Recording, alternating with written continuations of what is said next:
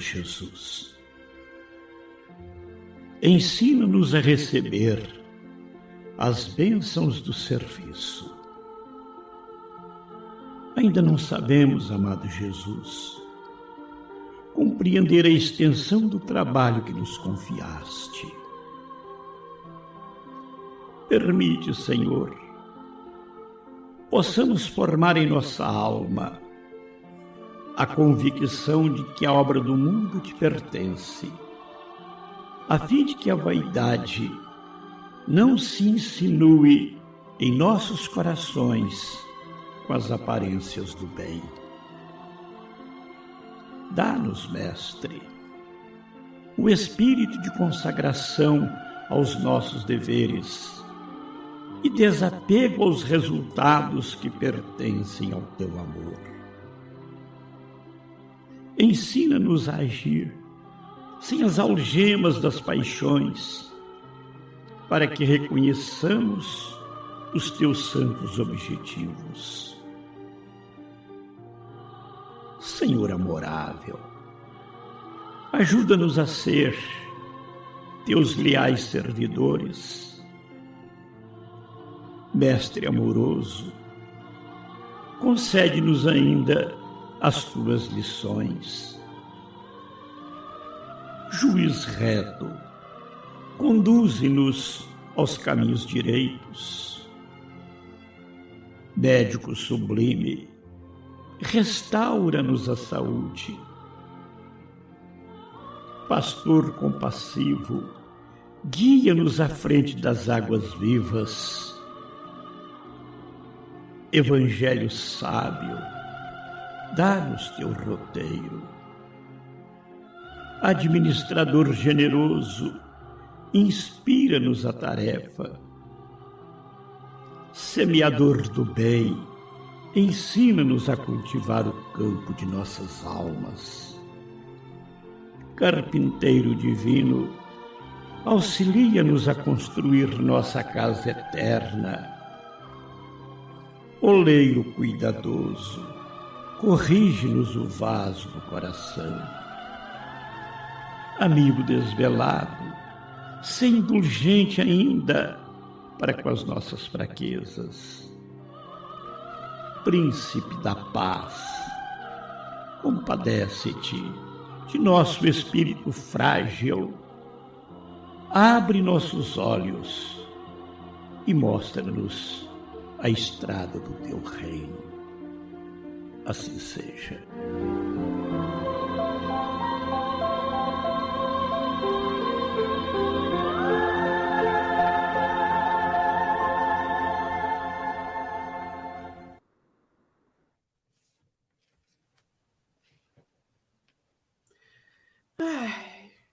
Pura emoção, né? Não tem como a gente segurar a emoção diante de uma prece dessa, tão forte, tão linda e que realmente fala a nossa alma.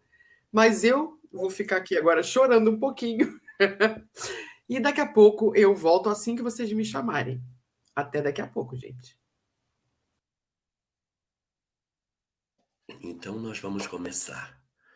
Boa noite, Álvaro. Como é que está você? Boa noite, Elahá. Boa noite, Saulo, todos que nos acompanham. Estamos bem. E você, Elahá, como se encontra? E recuperando de uma gripe que não quer ir embora de jeito nenhum. E você, Saulo, como é que está, meu querido? Estou ótimo, Elahá. Muito feliz de estar aqui com vocês e vibrando também pela sua melhora agora. Posso dar uma recapitulada rápida, Elahá? Nós estávamos falando no episódio passado sobre a revolta de Korah. Então nós discutimos bastante o capítulo 16, onde nós vemos um personagem se levantando, a Korah, e ele lidera um grupo de rebeldes, dos mais 250 pessoas que se revoltam contra Moisés e Aaron. E eles começam a discutir, poxa, por que só algumas pessoas são sacerdotes? Nós queremos entregar as oferendas, nós queremos fazer o trabalho mais, vamos assim dizer, entre aspas, do ponto de vista ritualístico, do ponto de vista da época. Nós queremos fazer todo esse trabalho também. E nós vimos que o desfecho não foi dos mais interessantes para eles. Tudo termina dentro daquela parábola onde um fogo do céu desceu e consumiu uma parte, e abriu-se então o chão, o solo, e outra parte foi engolida. E a gente quis trazer o símbolo disso, que na realidade esse ímpeto que habita em nós determinadas vezes, na necessidade de uma elevação, talvez um pouco rápida, sem obra. Na representação, então, disso vem o fogo dos céus. E, por outro lado, nessa filosofia de um salto quântico evolutivo, o solo se abre na representação que a ligação com a matéria não permite que isso seja realizado. Ou seja, o contraste do desfecho que ocorre dentro do processo com o fogo dos céus e a terra, que é uma grande parábola, um grande símbolo para nós, demonstra a necessidade de um equilíbrio. E eu trouxe, Elahá, aqui uma Mishnah, ela está no capítulo 4 do Pirkei Avot, Mishnah número 28, e ela fala assim: Rabi Elazar Hakapar disse, a inveja, a cobiça e o desejo de honrarias arrebatam o homem do mundo. Então, aqui, a inveja, no sentido de que as pessoas, esse grupo não compreendia a posição de Aaron e de Moshe como líderes.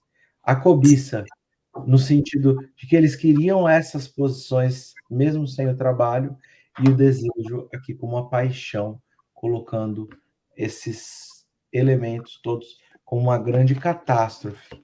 A grande ligação que a gente fez é esse movimento ocorrendo dentro do movimento espírita, dentro das nossas casas espíritas. Nós encontramos aqui uma fundamental diferença. Qual? Aaron era um sacerdote, nós não temos sacerdotes no espiritismo.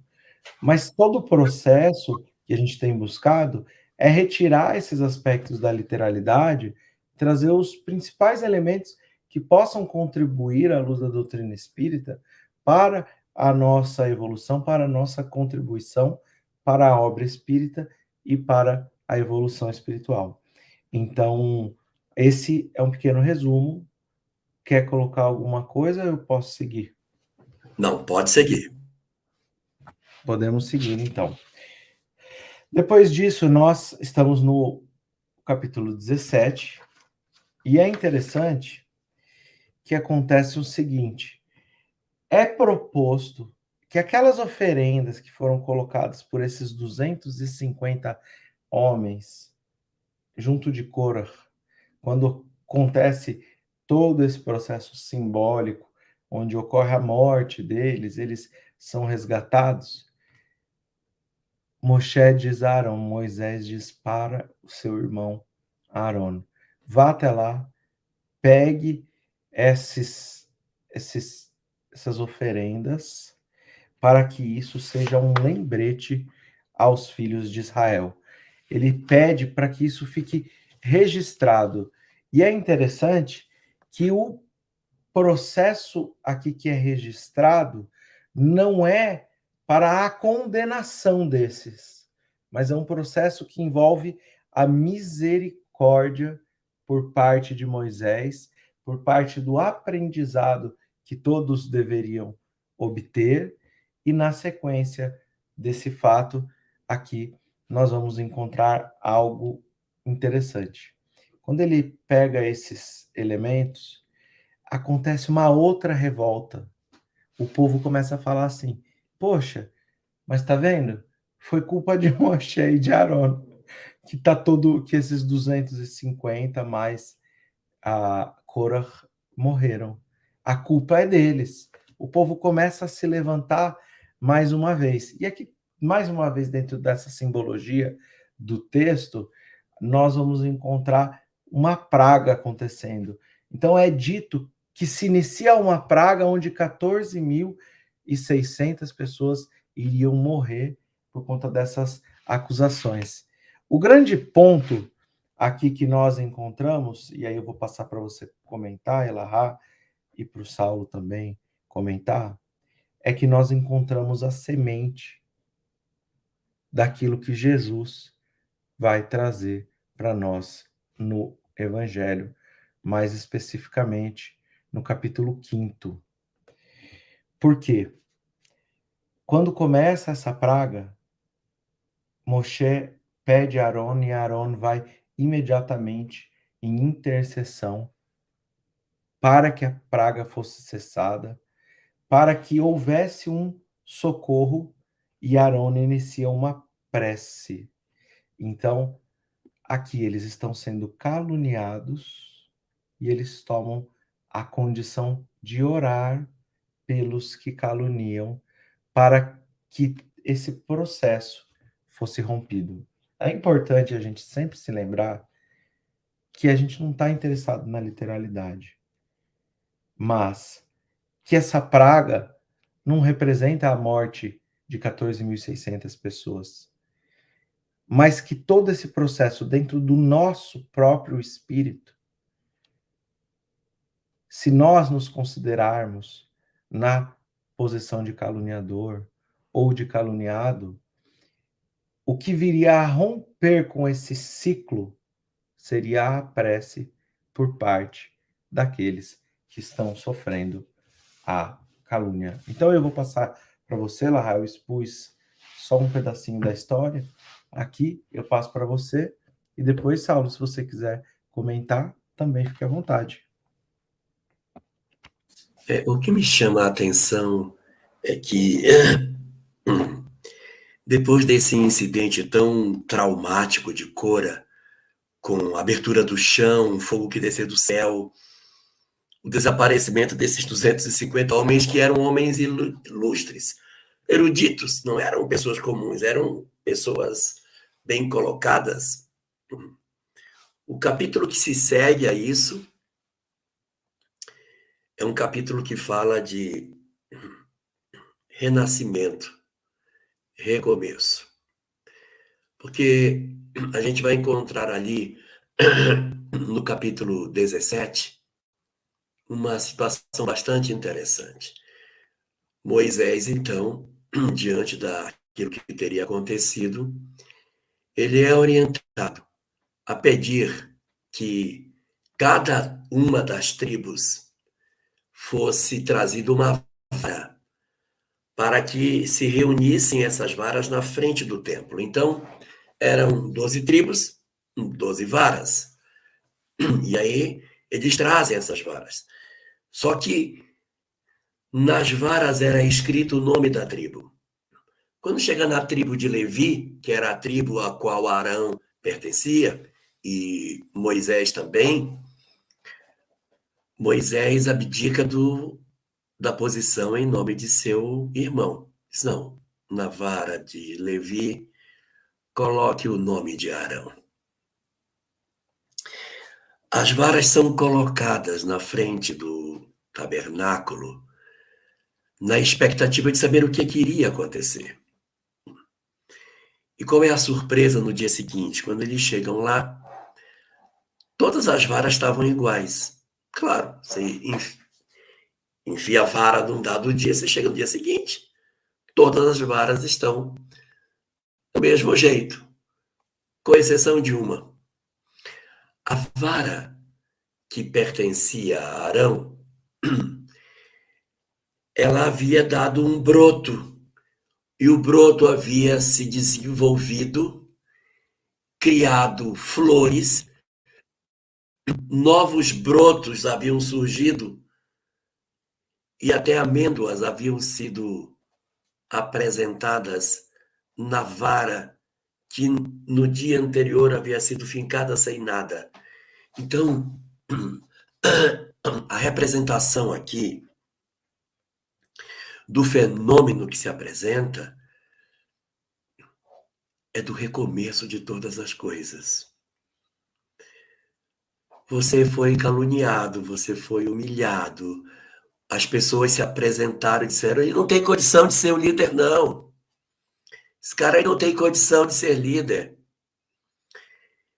Então, de repente, as varas foram colocadas e exatamente a vara que representava Arão disse: essa flore, essa tem vida, como se fosse uma resposta até mesmo para ele, de que existia da parte do Senhor a intenção de que ele fosse, de alguma forma,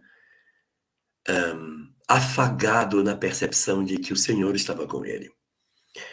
Porque a atitude que acontece no capítulo anterior, que é o capítulo 16, em que destrói todo mundo, é uma. Mas o Deus que se manifesta no capítulo 17 é o Deus da vida e não o Deus da morte. Não há destruição, não há desconstrução. Uma vara estéril, não vou dizer estéril, mas uma vara sem nada, apenas uma vara fincada para o dia seguinte, deu isso. Aí alguém vai perguntar: ué, mas o que foi? Como é que é isso? Que num dia só gera o broto dá flor, a flor dá o fruto, completa toda a sequência da condição do desenvolvimento, né? Porque a gente sabe, lá na época de biologia, que era raiz, caule, folha, flor e fruto. Então ele finca o caule, ele dá flor e dá fruto. Então essa é uma representação da doçura que se segue ao período de violência, a um período traumático da justiça, e depois aparece o momento no qual a vida ressurge dentro do deserto de uma vara que foi fincada no chão. E isso aqui me faz lembrar um trecho do Evangelho segundo o Espiritismo, aonde Allan Kardec pergunta: entre os que se filiam ao Espiritismo, alguns se transviaram. Como saber os que se transviaram? A resposta que está lá, ela vai muito ao encontro disso que está colocado aí.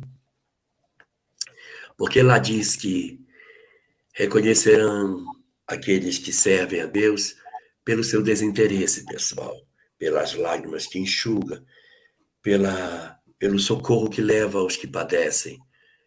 Porque Deus quer o triunfo daqueles que o servem. Esse triunfo não é o triunfo financeiro, não é o triunfo econômico, mas é o triunfo de perceber que eu não estou sozinho. É muito ruim a gente sentir solidão espiritual. É muito ruim você ser questionado nos seus interesses espirituais. E depois de você ser tão fortemente questionado por pessoas mais sábias do que você, pessoas com melhores condições intelectuais, você não tem condição nem de discutir com um cara desse. O cara sabe mais do que você. Então você tem que ficar calado. Aí você vê que o seu ramo brota. É uma coisa extremamente forte. Não, Álvaro? O interessante, assim, eu vejo bastante pertinente aqui, que após todas essas transgressões, e vamos assim dizer, o efeito sendo proporcionado por todas essas mortes, exige uma mudança. Então, o que eu quero dizer com isso? Nós estamos vindo em uma sequência de Lashon Hara, de maledicência, de mau uso da palavra. E a gente teve até a oportunidade, acho que, de comentar isso em um dos episódios, que em certa feita, conversando com a dona Leida, que foi quem auxiliou, por uma das pessoas que auxiliou, o Zé Arigó, o pai dela foi fundador do Grupo Espírita Nazareno, lá em Congonhas do Campo. Então ela transcrevia essas receitas, ela trabalhou acho que por 15 anos junto ao Dr. Fritz e ao médium Zé Arigó, e ela falou assim, certa feita eu perguntei para o Dr. Fritz, o que mais causa doenças no mundo? E a resposta dele foi a maledicência. Eu gravei isso assim, bastante maneira bastante impressionante no meu espírito, porque às vezes a gente não presta atenção nas palavras e o quanto a gente pode atrapalhar um trabalho que necessita ser desenvolvido. Então ela falou a maledicência, segundo o Dr. Fritz, na história contada, até gravada e publicada por mim, nós encontramos essa referência, que a maledicência traria grandes problemas à humanidade. Mas aqui a Torá, ela vem demonstrando nesse livro de Números, imediatamente algumas leis, regras são impostas. Então, a partir do momento que você tem uma desordem dentro do seu espírito, uma imperfeição moral, qual é o primeiro caminho para sanar essa desordem? É a disciplina. O primeiro ponto, você precisa falar, eu não quero mais isso comigo. Todas essas representações, 14.600, 250, nós poderíamos adentrar esses números e tentar explicar com mais profundidade qual o significado de tudo isso. Mas por essa parábola, a gente já entende que o machucar, a consequência trazida pela Torá em grave escala, demonstra que a disciplina precisa ser instaurada naquele momento através de leis. Essas leis são interessantes, que o Elahá colocou essas varas, esses cajados são trazidos um de cada tribo e são colocados ali dentro do tabernáculo, e o que florescesse primeiro. Aparece escrito no texto que aquilo que floresce é a amendoeira, né? É a amendoeira. Só que a amendoeira, em hebraico, é shakedim. Vem de shake, que é depressa. A desordem ocorreu por conta da nossa indisciplina como povo, ou da nossa indisciplina como ser. As consequências vêm em forma de expiação, sempre pedagógica, representando... Oi. Tem só para complementar seu raciocínio, tem um pensamento que é muito utilizado dentro do judaísmo, mais ou menos assim: todas as vezes que algo de ruim aconteceu para o povo judeu, escravidão, holocausto, destruição de templos, perda de guerras, todas essas ocorrências, os judeus justificam com uma única causa: desobediência. A responsabilidade sempre é em nós por aquilo de ruim que acontece sobre o povo. O povo estando dentro da lei, ele não é acredito. Na hora que se desvia, ele sofre as consequências, não é isso? Exatamente. E esse processo é representado aqui, Deus colocando todas essas consequências, a lei de causa e efeito agindo, mas dentro de uma proporção que, vamos colocar nessa parábola, nessa história que eu contei do meu irmão, a minha mãe tinha o controle. Aqui Deus tem o controle. E por que a fruta que nasce é a amendoeira? Porque ela vem desse nome, depressa. Segundo a tradição judaica, a amendoeira é aquela que dá o fruto mais rápido. A vontade de Deus é que tudo se coloque no eixo da maneira mais rápida e pertinente possível. Às vezes nós temos os nossos processos de rebeldia e não soubemos compreender a lei da disciplina que precisa se instaurar no nosso espírito, mas a vontade é que seja amendoeira, que seja rápido. Em hebraico isso quer dizer muito depressa, que as coisas entrem no eixo. É interessante que nós poderíamos até entrar no aspecto da mediunidade e falar assim, como um pedaço de pau seco daria flores? No livro Materialização do Amor, é narrado a visita de Peixotinho, o médium, meu segundo médium predileto de efeito físico, primeiro ela Elahá. Brincadeira, né? Uma brincadeira nossa. O Peixotinho vai até Pedro Leopoldo e ele se encontra com Chico. As pessoas que estão ao redor desse encontro contam que no momento em que eles se abraçam, materializam-se pétalas de rosas na rua e caem sobre eles. Então, o que é descrito no texto e pelos comentaristas, tem vários exegetas que comentam e vão dar diferentes opiniões sobre isso, eles todos chegam a um consenso.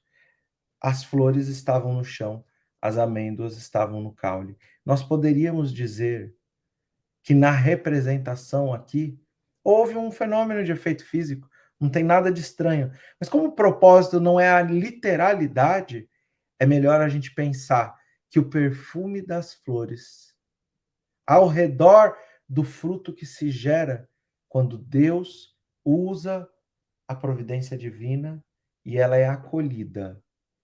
O interessante também é que o cajado que vai, ou a vara que vai da amendoeira é a vara de Aaron, aqueles que foram contestados. E a gente percebe, não porque nós temos lideranças lideranças no sentido de sacerdote dentro das casas espíritas ou dentro do movimento espírita, mas aqui ele traz a autoridade moral.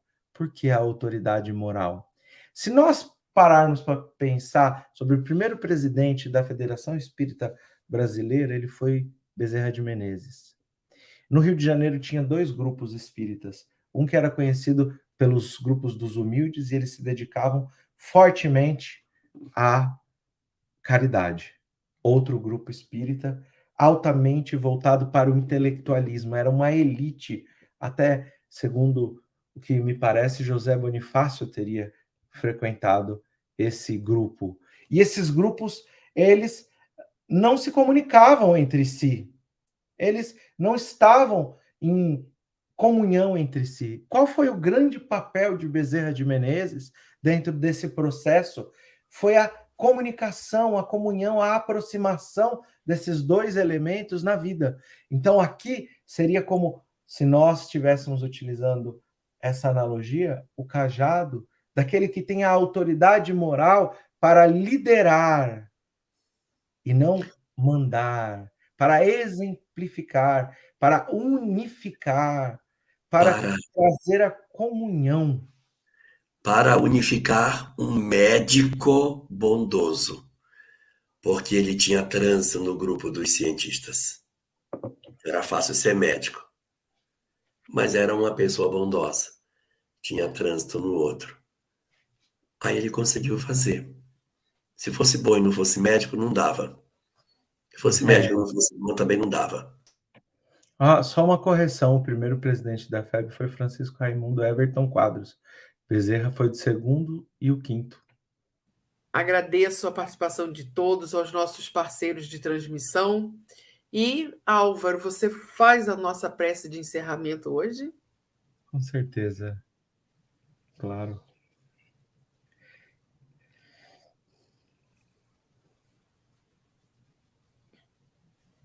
Sempre pelo sentimento de gratidão, por vivermos com a misericórdia de Deus em nossas vidas, de estarmos conscientes ainda de quão pequenos cada um de nós somos em suas posições de isolamento, mas quanto podemos despertar as nossas consciências por tudo que temos recebido com a doutrina dos Espíritos, presente em nossas vidas, nos caminhos mais claros, para compreendermos que nas dores temos encontrado grandes professores, para lições, talvez, que um dia foram desprezadas devido ao nosso apego às paixões humanas. Temos consciência de tudo aquilo que tem sido depositado nos grandes exemplos, na literatura, e no especial fundamento que fora a caridade não existe a salvação, de que podemos constituir o amor como potencialidade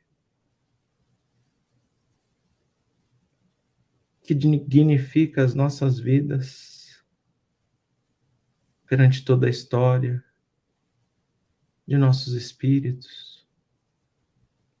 e perante o propósito de que amando contagiamos e compartilhamos da maneira mais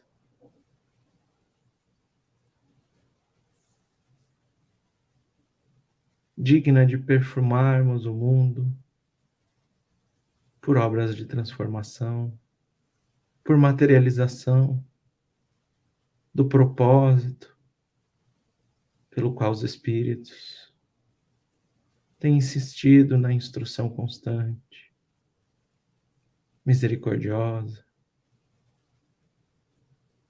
através dessa oportunidade que recebemos nos dias de hoje. Somos todos igualmente abençoados, porque em nossa consciência eis o caminho, eis a resposta, eis o normativo por como devemos nos perseguir.